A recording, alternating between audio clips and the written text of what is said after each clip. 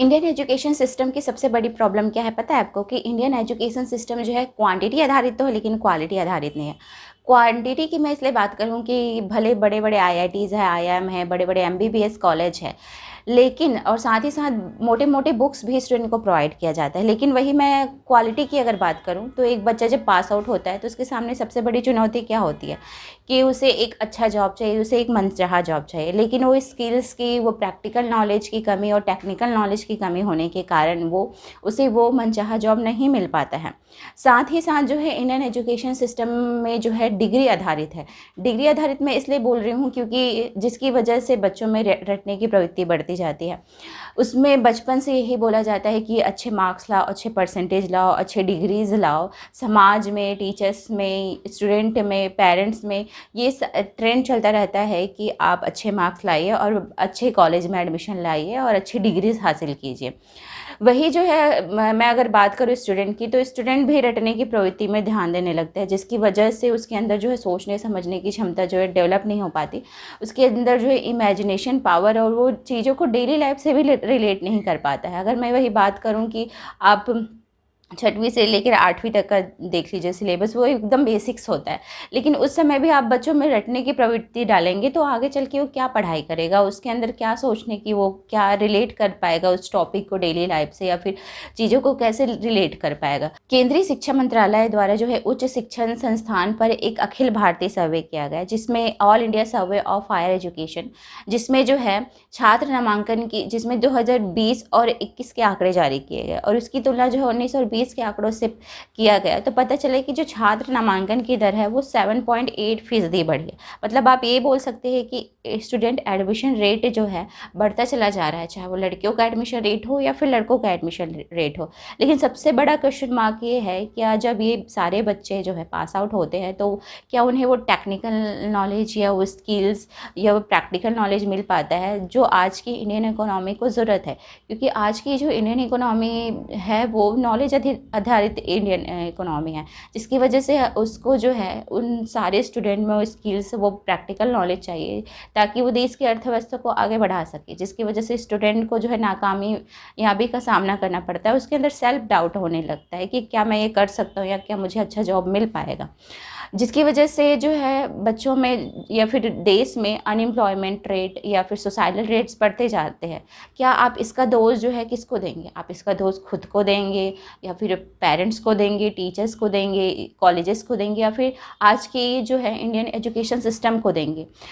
अगर मैं बात करूँ अनएम्प्लॉयमेंट रेट की, तो भारत की एक निजी संस्था है, centre for monitoring Indian economy, उसने जो है मई 2023 के आंकड़े जारी किए गए, जिसमें बेरोजगारी दर जो है 7% थी, जो जून 2023 में बढ़कर 8% हो गई। मतलब कि आप ये बोल सकते हैं कि बेरोजगारी दर बढ़ता जा रहा है। साथ ही साथ बच्चों में सुसाइडल रेट्स भी बढ़ते जा रहे हैं। सुसाइडल रेट इसलिए बढ़ रहे हैं जिसकी वजह से उसके अंदर जो है काफ़ी मानसिक स्थिति का सामना करना पड़ रहा है। उनके अंदर सेल्फ डाउट आने लगा है कि क्या मुझे मनचाहा जॉब मिल पाएगा, जिसकी वजह से उसे समाज में, पेरेंट्स में नाकामयाबी का सामना करना पड़ता है।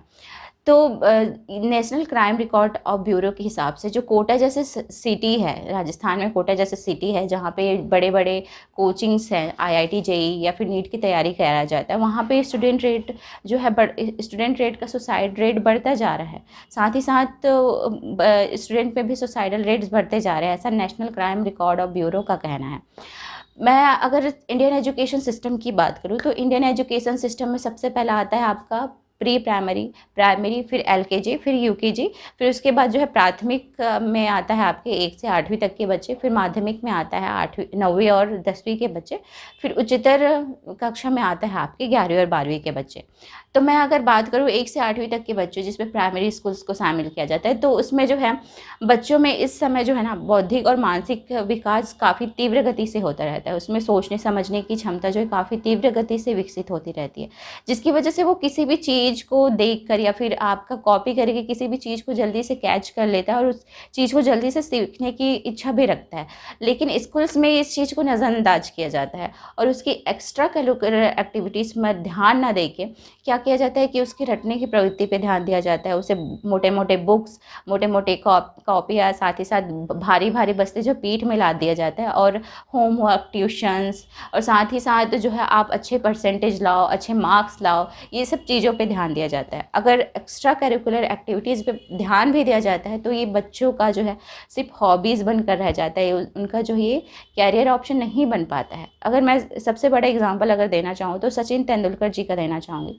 सचिन तेंदुलकर जी को जो है सिर्फ 11 साल की उम्र में ही वो क्रिकेट खेलना स्टार्ट कर दिए थे, क्योंकि उसकी फैमिली मेम्बर ने ये समझा कि ये बच्चे जो पढ़ने में इंटरेस्टेड नहीं है उतना ज़्यादा, इनका इंटरेस्ट सिर्फ क्रिकेट में है, तो उन्हें 11 साल की उम्र से ही क्रिकेट खेलने दिया गया, जिसकी वजह से आज वो काफ़ी अच्छे क्रिकेटर माने जाते हैं सचिन तेंदुलकर जी।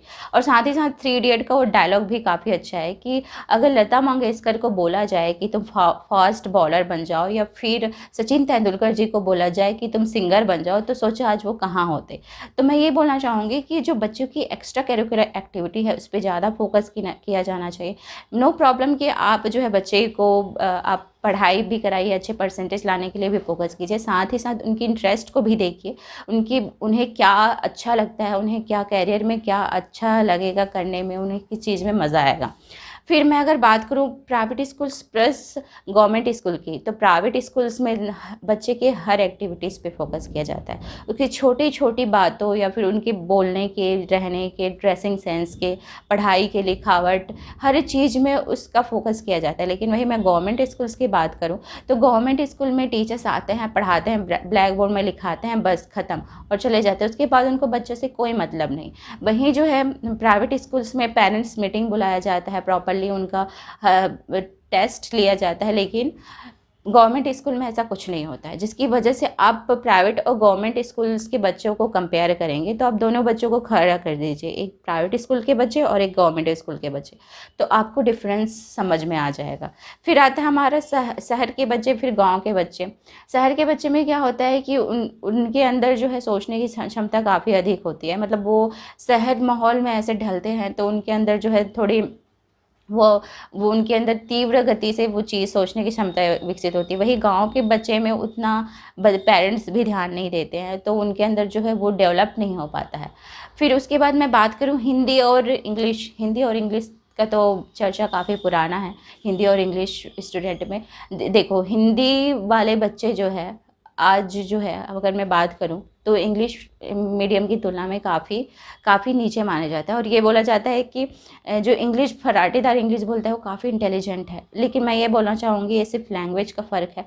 हिंदी मीडियम वाले बच्चे भी आज वही कर सकते हैं जो इंग्लिश मीडियम वाले बच्चे भी कर सकते हैं। लेकिन हमारे सोसाइटी में, हमारे समाज ने या फिर स्कूल्स ने, कॉलेजेस ने हमारे अंदर वो चीज़ें डेवलप कर दी है कि हिंदी और इंग्लिश का फ़र्क जो है काफ़ी देखा जाता है, जिसकी वजह से आप यूपीएससी जैसे बड़ी-बड़ी इंस्टीट्यूट में देख लीजिए कि हिंदी और इंग्लिश का जो सिलेक्शन रेशियो है वो कितना कम है, क्योंकि इंग्लिश को आज भी प्रायोरिटीज़ पे रखा जाता है। लेकिन जो हिंदी मीडियम वाले बच्चे हैं, जो हिंदी पढ़ते हैं, उनका क्या, उन्हें तो बेरोजगारी का सामना करना पड़ जाएगा।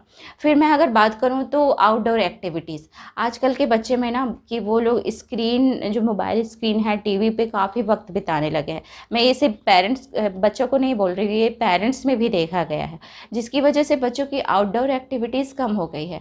अब हम लोग जब छोटे थे या फिर 2000 के जो 2000 में, सन 2000 में हम लोग जैसे ही स्कूल से आते थे तो हम लोग आउटडोर एक्टिविटी या फिर 1-1.5 घंटा जो है हम लोग अपने बच्चों के साथ, अपने दोस्तों के साथ खेलते ज़रूर थे, बाहर आउटडोर एक्टिविटी करते ज़रूर थे स्कूल से आने के बाद। लेकिन आज के बच्चों में क्या है कि वो स्कूल से आने के बाद होमवर्क या फिर मोबाइल्स में वीडियो गेम खेलना, ये सारी चीज़ों में हो गया, जिसकी वजह से उनकी आँखों की रोशनी में प्रभाव पड़ रहा है, उनके हेल्थ इश्यूज़ आ रहे हैं। फिर आता है हमारा 9वीं और 10वीं के बच्चे। 9वीं और 10वीं के बच्चों में ना मानसिक प्रेशर काफ़ी अधिक होता है, क्योंकि इस समय जो है उन्हें 11वीं और 12वीं में अपना सब्जेक्ट चूज़ करना रहता है जो उनके आगे करियर के लिए अच्छा होगा।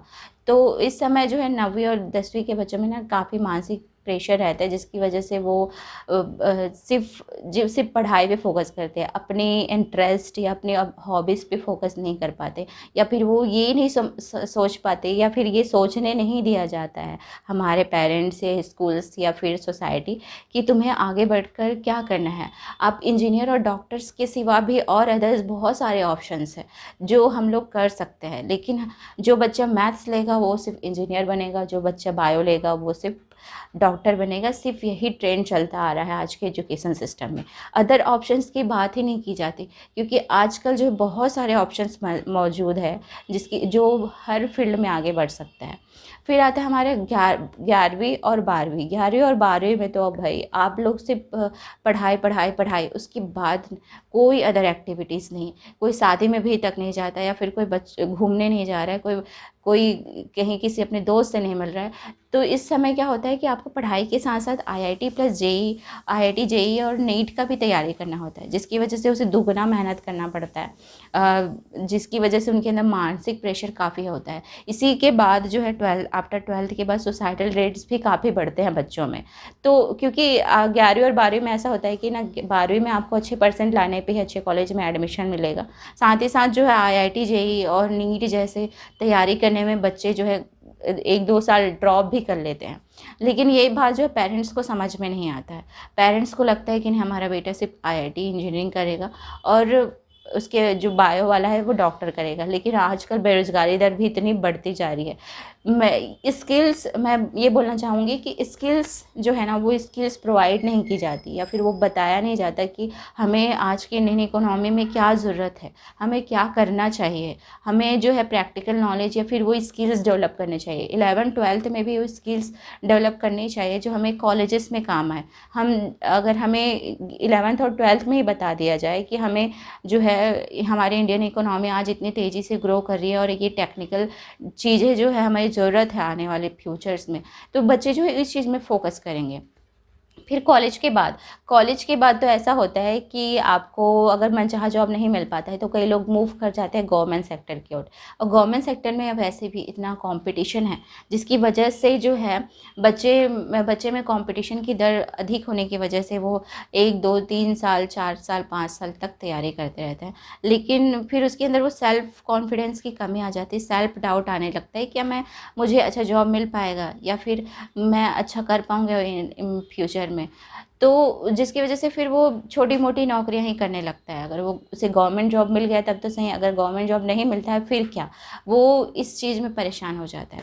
लेकिन वही अगर हमें 11th-12th या फिर आफ्टर कॉलेज के टाइम पे ये बता दिया जाए हमें, या फिर कॉलेज के समय ही ये एहसास दिला दिया जाए कि तुम्हारे कॉलेज के बाद ये स्थिति होने वाली है, या फिर तुम्हें इन मुसीबतों का सामना करना पड़ेगा। तुम्हें ये स्किल्स अभी से डेवलप करनी है ताकि तुम जो है इकोनॉमिक्स में अपना